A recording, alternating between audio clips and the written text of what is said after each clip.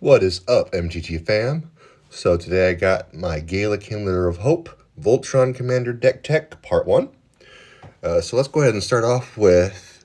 So basically this deck is just all about amping up Galea and protecting her. She does have a supporting cast. Scram, our good friend here, whenever we cast an aura, equipment, or a vehicle, we get to draw a card. So we're basically choosing him to pull some cards. And then we get Scythia's Harvest Hand. All we're doing with her is whenever you cast an enchantment spell, you gain 1 life and draw a card. So this deck has a lot of enchantments and aura cards in it. So we're just getting some life and some card draw off of her. Once again, just more support. Here's an important one right here. We got Rapig of the Mini.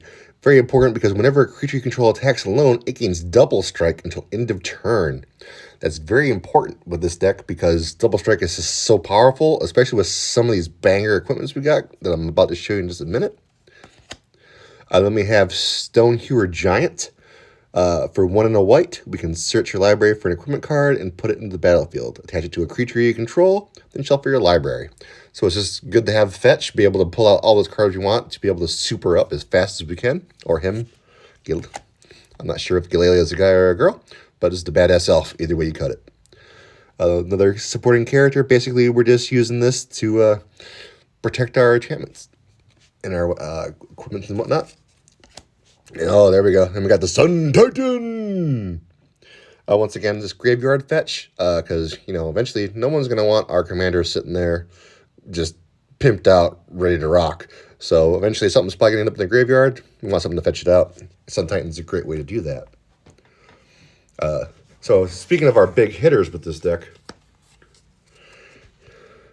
boom, Colossus Hammer. Equipped creature gets +10/+10 and loses flying. So one thing to remember is we're talking about our commander, so we're talking about commander damage. So any player that's dealt 21 points of damage or more by our commander, boop, loses the game. That's commander damage. All we have to do is hit him for 21. So another card that helps us get to that 21 is the Belt of Giant Strength. I love this card for a couple of reasons, because one, 10/10 base, that's pretty good, but also I love the D&D roots. But then we have the Walloper.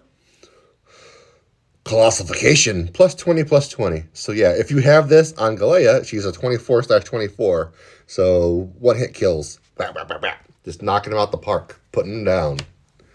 Now, of course, everyone's going to put out blockers and want to block or whatever, so that's why I have so many different cards in this deck that give you trample. And that's mostly what's important about all these cards right here is the fact that you get trample. Obviously, there's some other parts, and like Rancer is really great because if it doesn't go to the graveyard, it gets back to our hand. So that's really important because we always want to have trample, so that way no matter how many blockers we have, we're just hitting them with that commander damage.